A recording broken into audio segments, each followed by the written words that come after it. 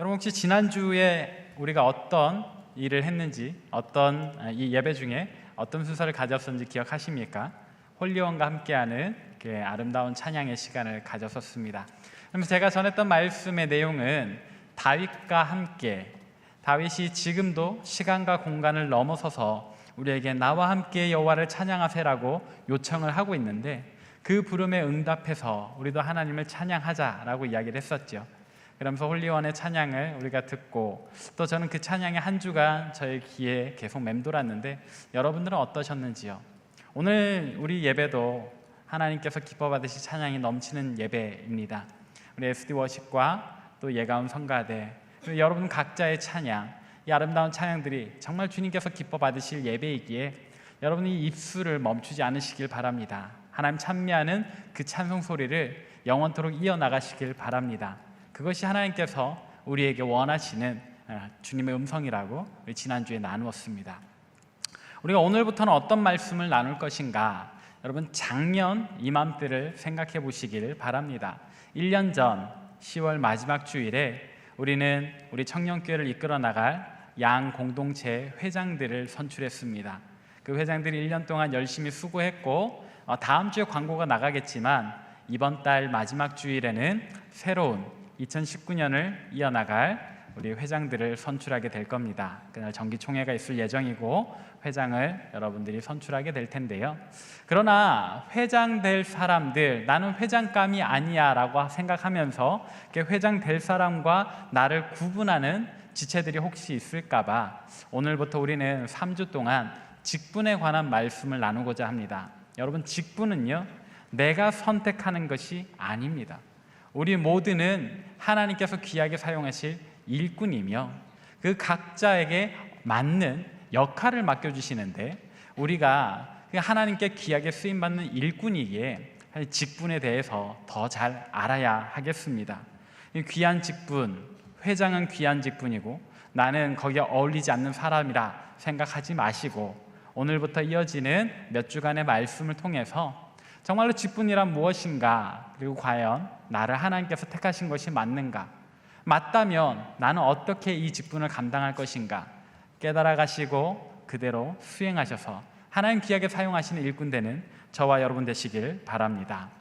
오늘 본문 말씀은요, 사도 바울이 골로새 교회에 보낸 편지의 한 절입니다. 비록 본문 말씀은 한 절이지만 그 안에 담긴 내용은 굉장히 중요하죠. 본격적인 말씀에 앞서서 골로새 교회는 어떤 교회였는가?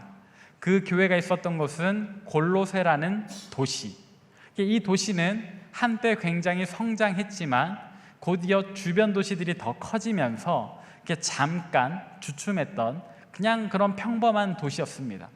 그러나 거기에도 하나님을 찬양하고 예배하는 교회가 세워졌지요. 골로새 교회입니다. 골로새 교회는 굉장히 순수한 믿음을 가졌습니다. 많은 사람들이 모였고요, 그들은 순박한 믿음을 가지고 하나님을 영화롭게 찬양했습니다. 그런데 이제 바울이 이 교회에 전한 복음의 내용은, 편지의 내용은 무엇이었는가? 우리 주 예수 그리스도가 어떤 분이신지, 온 우주 만물을 창조하시고 교회의 머리 되시고 우리의 유일한 목적지가 되신다는 내용을 이렇게 바울이 편지로 썼지요. 골로새 교인들은 바울의 편지를 받고 참된 예수 그리스도를 믿는 믿음으로, 그런 참된 믿음으로 살아가면서 이제 그 지역에서 빛으로 살게 될 겁니다. 그러면서 오늘 본문 말씀에서 본 것처럼 바울은 몇몇 사람들에게 특별한 내용을 전달하는데, 그 중에 하나가 아키뽀라고 하는 사람에게 보낸 내용이에요.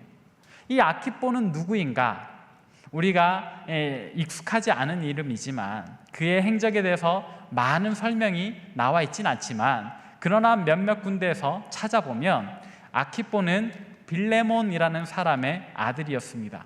빌레몬은 바울의 동역자요, 또 꽤나 부유한 집의 주인이었던 것 같은데, 아키뽀는 빌레몬의 아들로서 굉장히 건강한 믿음을 가졌던 것 같고요, 특별히 오늘 이야기하는 골로새 교회의 지도자, 원래는 에바브라라고 하는 사람이 골로새 교회를 세운 것으로 아는데, 그리고 이 교회를 지도했던 것으로 아는데, 에바브라가 어떤 일 때문에 로마에 있는 교회로 옮겨가고 이 에바브라를 대신해서 골로새 교회를 이끌어 나가게 된 사람이 바로 아키뽀입니다.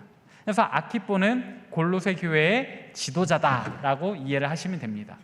그런데 오늘 바울이 아키뽀에게 뭐라고 메시지를 전달하는가? 너는 주 안에서 주님께서 맡긴 직분을 잘 이루라라고 이야기를 하죠. 주님께서 맡기신 직분을 잘 이루라. 이 표현이 우리에게 중요한 의미를 가집니다. 왜냐하면 다른 표현으로 할 수도 있었을 텐데, 아키뽀야 교회 잘 다스려라, 아키뽀야 교회 반듯하게 세워라, 그렇게 말하지 않고 주님께서 너에게 맡기신 그 직분을 잘 이루라라고 이야기를 하죠. 이 말 그대로의 표현, 주님께서 맡기신 직분이다. 여기에서 우리가 힌트를 얻는 것은 직분이란 주님께서 맡기시는 것이라는 겁니다. 도대체 아키뽀에게 주님이 어떻게 그 직분을 맡겨주셨는가? 사실 사도 바울의 경우를 생각해 보면 사도 바울은 정말로 주님께서 세우신 일꾼이잖아요. 다메섹으로 가던 도상에서 환한 빛과 함께, 눈이 멀 정도의 빛과 함께 주님께서 나타나셔서 바울아 바울아, 아니요 그때는 사울이죠, 사울아 사울아 어찌하여 나를 박해하느냐, 나는 내가 박해하는 예수라 하면서 다른 사람들은 경험해보지 못했을 신적인 경험으로 바울을 세우지 않습니까? 주님께서 맡기신 직분이라고 하니 아키뽀도 그런 특별한 어떤 경험을 했던 것일까요? 그것은 아닙니다. 골로새 교회에서 에바브라가 이제 떠나가고 아키뽀가 지도자의 자리에 오를 때에는 아마도 몇몇 사람들이 모여서 좋은 추천을 해서 이 아키뽀가 골로새 교회 지도자가 됐을 겁니다. 그러면 사람들끼리 모여서 정한 것일 텐데, 그럼에도 불구하고 바울이 주님께서 맡기신 직분이라고 이야기를 하는 것은 이 모든 선출 과정이 비록 사람들끼리 모여서 한 일이라 할지라도 성령 안에서 정직하게 행했기 때문에 이것을 주님이 맡기신 것으로 믿는 겁니다. 아키뽀는 사람들이 모여서, 골로새 교회의 모든 성도들이 모여서 비록 그들이 뽑은 것이지만 주님께서 직분을 맡기셨다라고 믿는 거죠. 이제 아키뽀는 바울의 편지를 받아들고, 내게 허락하신 이 자리는 이 사람들이 세운 것이 아니라 주님께서 세우신 것이구나. 그러니까 스스로 교만해서도 안 되고요, 또 나태해서도 안 되는 거죠. 내가 잘나서 그 자리에 오른 것이 아니기 때문에 교만해서는 안 되는 거고, 또 감히 주님께서 맡기신 일이기에 나태해서는 안 되는 것. 바울은 이 두 가지를 한 절 안에 다 담아서 아키뽀에게 전달하는 겁니다. 자, 그러면 오늘 본문의 내용을 다 다루었습니다. 바울이 이야기했던 대로 아키뽀야 주님께서 맡기신 직분을 잘 이루어라, 이 말의 의미를 다 다루었으니까 오늘 말씀 여기서 끝일까요? 아닙니다. 이것은 아키뽀에게 주어진 직분에 관한 설명이고, 오늘 우리에게 주시는 하나님의 음성은 무엇인가, 우리가 알아야 하는 그 직분은 무엇인가에 대한 내용이 아직 안 나왔죠. 이제 우리가 그 직분에 대해서, 하나님 우리에게는 어떤 직분을 맡겨주셨는가, 우리는 그 직분을 어떤 마음, 어떤 태도로 감당해야 하는가를 함께 살펴보도록 하겠습니다. 자, 여러분 혹시 직분이라는 말, 직분자라는 말을 들으실 때 어떤 개념이 먼저 떠오르십니까? 어떤 분들은 그런 이야기를 하더라고요. 장로이십니까? 집사나 권사님이십니까? 그런 질문을, 그런 어떤 직함을 의미하는 것 아니냐고 저에게 반문하더라고요. 일단은 맞습니다. 저는 목사로서 저의 직분은 목사입니다.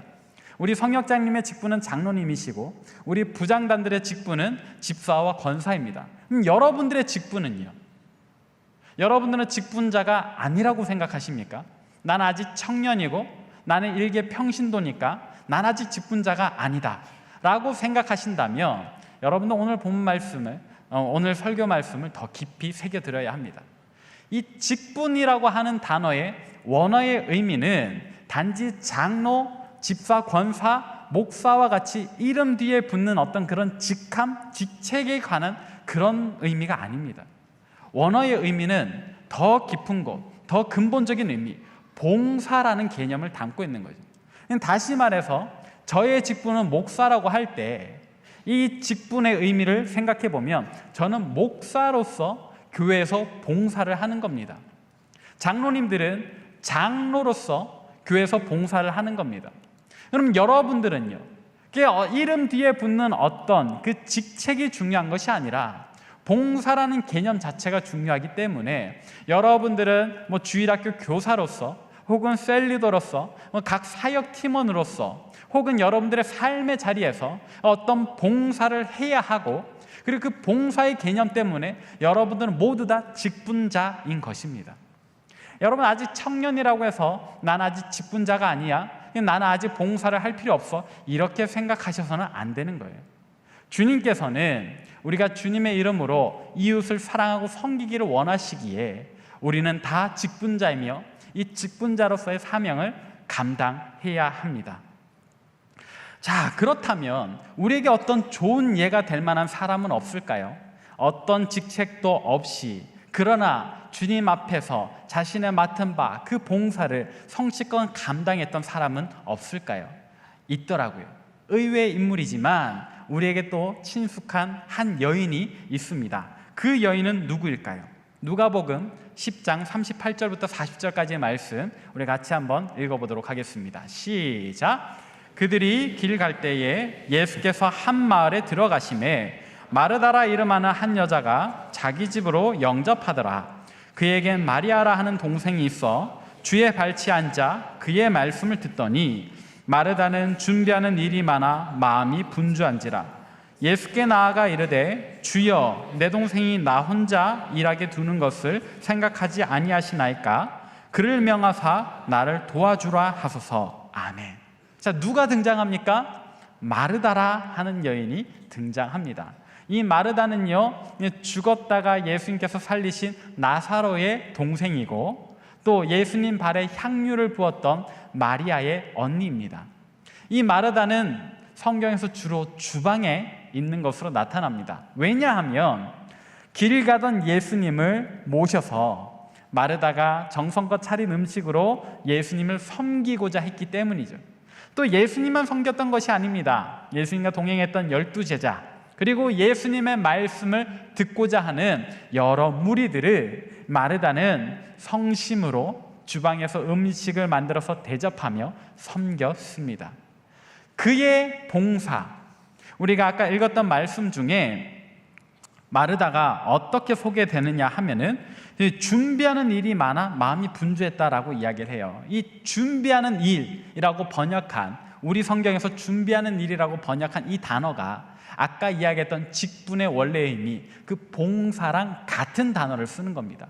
그러니까 이게 어감이 좀 이상해서 그렇지 원어의 의미를 그대로 살려보자면 마르다가 봉사하는 일 때문에 마음이 분주했다라고 이야기를 하는 거죠.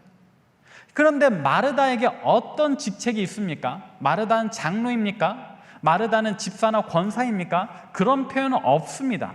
그는 그저 예수님을 사랑하고 예수님을 존경하는 예수님의 제자 중에 한 사람으로서 자기가 할 수 있는 일, 주방에서 음식 대접하는 일로 예수님을 섬기고 이웃들에게 봉사했던 그런 사람이죠. 마르다는 그야말로 이름 없이 빚도 없이 자기가 할 수 있는 일로 봉사했던 직분자의 전형적인 모델인 겁니다. 그런데 이 마르다도 좀 힘이 들었던 것 같아요. 얼마나 힘이 들었을까 생각해보면 예수님께 가서 이렇게 이야기를 하잖아요. 예수님, 제가 바빠 하는 것을 보지 못하십니까? 근데 제 동생이 얄밉게 예수님 앞에서 말씀 듣고 저를 안 돕고 있네요. 제 동생을 좀 꾸중하셔서 절 도우라고 말씀해 주십시오. 마르다 굉장히 힘들었던 것 같습니다. 혼자서 고생을 많이 했던 것 같아요. 이 볼멘 소리 외에는 마르다가 얼마나 예수님을 열심히 섬겼는지, 또 그 함께하는 사람들을 섬겼는지 우리에게 정말로 좋은 모델이 되는 거지요. 이것이 중요합니다. 아까 이야기했던 대로 마르다에게는 어떤 직책도 없었지만 그야말로 이름 없이, 어쩌면 그의 이름조차도 언급되지 않았을 법한 그런 인물이지만, 그러나 그는 예수님 섬기는 일에 소홀하지 않았습니다. 그 제자들 섬기는 일에 정성을 다했습니다. 심지어 몇 명이나 되었을지도 모를 그 많은 무리들에게도 마르다는 열심을 다했습니다. 그렇기에 마르다는 우리에게 좋은 모델인데, 근데 또 어떤 사람은 이렇게 질문할 수도 있겠습니다. 마르다는 자원했잖아요. 어쩌면 그에게는 감당할 수 있는 능력이 있었던 것 아닐까요? 그리고 마르다는 예수님을 직접 모신 거잖아요. 오늘 저는 바빠요. 그래서 섬길 시간이 없어요. 제게는 능력이 없어요. 할 줄 아는 게 없어요. 그래서 누군가를 섬긴다는 게 말이 안 돼요.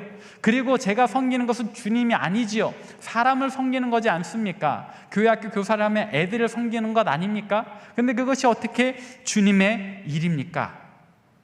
여러분, 만약에 그렇게 생각하신다면 마태복음의 말씀이 우리에게 또 중요한 가르침을 전달해 줍니다. 마태복음 25장에 보니 이런 이야기가 있습니다. 예수님께서 한 비유를 드시는데, 인자가 언젠가 하늘에서 자기 영광으로 내려오는 날이 있을 거다. 천사와 함께. 그때에 모든 사람들을 불러다가 왼쪽과 오른쪽으로 나눈다. 그리고 이 오른쪽에 있는 사람들은 양 같은 사람들, 왼쪽에 있는 사람들은 염소 같은 사람들. 그리고 그때에 인자가 이렇게 이야기를 할 거다. 오른편에 있는 사람들에게는 칭찬을, 왼편에 있는 사람들에게는 꾸중을. 오른편에 있는 사람들에게 무엇라 칭찬을 할 것인가? 우리가 같이 살펴보겠습니다. 마태복음 25장 34절부터 36절입니다. 함께 읽습니다. 시작. 그때 임금이 그 오른편에 있는 자들에게 이르시되, 내 아버지께 복받을 자들이여, 나와 창세로부터 너희를 위하여 예비된 나라를 상속받으라. 내가 줄일 때에 너희가 먹을 것을 주었고, 목마를 때에 마시게 하였고, 나그네 되었을 때에 영접하였고, 헐벗었을 때에 옷을 입혔고, 병들었을 때에 돌보았고, 옥에 갇혔을 때에 와서 보았느니라. 자, 예수님께서 뭐라고 말씀하셨어요? 오른쪽에 있는 사람들에게, 내 아버지께 복받을 자들이여, 내가 줄였을 때 너희가 나에게 먹을 것을 주었고, 내가 갇혔을 때 너희가 나에게 찾아왔고, 내가 헐벗고 병들었을 때 와서 나를 돌보았다. 그랬더니 이 사람들이 뭐라고 대답을 하냐면, 주님, 저희가 언제 주님을 그렇게 섬겼습니까? 라고 이야기를 합니다. 그때 예수님 뭐라고 대답하셨는가? 25장 40절, 마태복음 25장 40절 같이 읽겠습니다. 시작. 대답하여 이르시되, 내가 진실로 너희에게 이르노니 너희가 여기 내 형제 중에 지극히 작은 자 하나에게 한 것이 곧 내게 한 것이니라 하시고. 아멘. 지극히 작은 자 하나에게 한 것이 곧 내게 한 것이다. 너희가 나를 직접 섬기지 않았더라도 너희 주변에서 너희가 할 수 있는 일들, 줄인 자에게 음식 한 끼 나눠주는 것, 목마른 자에게 물 한 잔 가져다 주는 것, 헐벗은 자에게 너희 두 벌 있는 외투 중에 한 벌을 빌려주든지 그냥 주든지 그렇게 섬기는 것, 그렇게 너희가 할 수 있는 일들로 너희 중에 지극히 작은 자 하나에게 한 것이 곧 내게 한 것이다. 그것이 나를 섬기는 일이다 라고 이야기를 하시는 거죠. 반대로 왼편에 있던 사람들에게 염소 같은 사람들이라 하면서 예수님 꾸중하시는데, 뭐라고 꾸중하시는가? 이 오른편에 있던 사람들과 반대로 이야기를 하신 거예요. 내가 줄일 때 너희는 나를 먹이지 않았다. 내가 목마를 때 너희는 나를 대접하지 않았다. 내가 헐벗었을 때 너희는 나를 돌보지 않았다. 내가 감옥에 있을 때에도 너희는 내게 찾아오지 않았다라고요. 그래서 예수님께서 이렇게 꾸중을 하시니까 이 왼편에 있는 사람들이 또 막 따집니다. 주님, 우리가 언제 주님을 그렇게 외면했습니까? 주님께서 정말로 굶주려 계시면 우리가 진수성찬을 차렸을 텐데요. 주님께서 헐벗으셨으면 우리가 정말 최고급 옷을 가져다 드렸을 텐데 주님, 우리에게 그렇게 나타나신 적이 없지 않습니까? 그때 예수님 뭐라고 대답하실런지 이렇게 우리에게 가르쳐 주시는데요. 마태복음 25장 45절부터 46절 함께 읽습니다. 시작. 내가 진실로 너희에게 이르노니 이 지극히 작은 자 하나에게 하지 아니한 것이 곧 내게 하지 아니한 것이니라 하시리니 그들은 영벌에 의인들은 영생에 들어가리라 하시니라. 아멘. 자, 왼편에 있는 사람들에게, 너희 중에 있는 지극히 작은 자 하나에게 그 연약한 사람, 그 소외된 사람, 그 불쌍한 사람을 섬기지 않은 것이 곧 나를 섬기지 않은 것이다 라고 이야기를 하시죠. 그러면서 마지막에 붙이시기를 이 왼편에 있는 자들, 지극히 작은 자들을 섬기지 않은 자들은 영벌에 들어갈 것이다. 지극히 작은 자들을 섬겼던 의인들은 영생에 들어갈 것이다. 우리가 영원한 벌에 들어갈 것인가, 영원한 생명으로 들어갈 것인가의 중요한 판단 기준은 오늘날 우리가 우리 삶 속에서 어떻게 봉사를 감당하고 있는가. 정말로 주님께 하듯이 우리 주변의 연약한 사람들 혹은 작은 사람들, 우리가 할 수 있는 선안에서라도 우리가 어떻게 그 봉사를 감당하고 있는가가 우리가 영원한 벌에 들어갈 것인가, 영원한 생명에 들어갈 것인가를 가늠하는 아주 중요한 기준이 된다 하는 거죠. 여기까지 왔을 때 여러분, 봉사는 더 이상 우리의 선택사항이 아닙니다. 우리가 참으로 필수사항으로서 나도 어떻게 봉사를 하지 이제 고민할 때가 된 것이죠. 나 어디서 봉사해야 되지? 나는 무엇으로 봉사하지? 봉사를 너무 어렵게 생각하지 마세요. 여러분들이 할 수 있는 선안에서 여러분들이 시간과 정성을 조금씩만 내서 그렇게 여러분 자신을 내어놓으시면 봉사는 수월합니다. 오늘날 우리 청년교회 안에도 정말 많은 봉사를 감당하는 우리 몇몇 청년들이 있습니다. 그런데 다들 힘들어해요. 왜 힘든지 아십니까? 또 그들의 힘들어하는 모습을 보고서 다른 지체들도 봉사하면 힘든 거구나 하면서 봉사하기를 주저하시죠. 악순환이 반복되는데, 봉사가 힘든 이유는요, 몇 사람만 하기 때문이에요. 봉사가 안 힘들려면은요, 우리 청년들 전체가 어떤 모양으로든지 봉사하는 데 자신을 내어주시면 이 몇 사람이 감당하는 짐이 전체계로 분산되죠. 그러면은 모두가 수월하게 봉사할 수 있는 겁니다. 우리 사랑하는 봉헌팀 정말 귀하게 봉사하고 있습니다. 근데 몇 사람이 이 넓은 공간을 다 감당하려니까 힘들어요. 여러분들 봉헌팀으로 많이 자원하세요. 여러분들 할 수 있지 않습니까? 왜 안 하십니까? 주님의 일입니다. 주님을 섬기는 일입니다. 여러분들 안내팀도 마찬가지입니다. 그렇게 어려운 일 아닙니다. 몇 사람이 감당하니까 힘들어요. 그러나 여러분 전체가 마음을 모아서 안내팀으로 섬기신다면, 안내팀, 봉헌팀 뿐입니까? 예가운 성가대도 마찬가지고 SD 워십도 마찬가지고 여기 있는 콰이어도 마찬가지입니다. 여러분들이 섬기고자 한다면 우리 교회 안에서 봉사의 자리는 넘치고 넘쳐납니다. 더 만들어 드릴 수도 있습니다. 여러분들이 안 움직이시니까 우리가 더 만들지 못하는 것뿐이죠. 그런데 오늘 말씀, 이 마태복음 25장 말씀이 우리를 어떻게 찌릅니까? 우리가 이대로 아무런 봉사도 하지 않았을 때 여러분, 주님 앞에서 무슨 이야기를 하시겠습니까? 주님께서 물으실 겁니다. 너는 날 위해서 무엇을 했니? 내가 줄였을 때, 내가 헐벗었을 때, 내가 옥에 갇혔을 때 너희는 나를 위해서 어떤 일을 했니라고 물으신다면, 여러분 그날 그 자리에서 주님께 어떤 대답을 올리실 수 있겠습니까? 그러나 여러분, 오늘 말씀은 오해 없이 들으십시오. 봉사는 여러분들에게 짐으로, 멍해로 주어지는 것이 아닙니다. 봉사는, 직분은 우리에게 정말로 영광스러운 자리임을 여러분 기억하셔야 합니다. 왜냐하면 사도 바울이 자신이 이 직분을 어떻게 감당하는지 정말 영광스럽게 감격해 하면서 이야기를 하는 장면들이 있기 때문이죠. 우리가 사도 바울의 이야기를 한번 들어봅시다. 디모데전서 1장 12절 말씀 함께 읽습니다. 시작.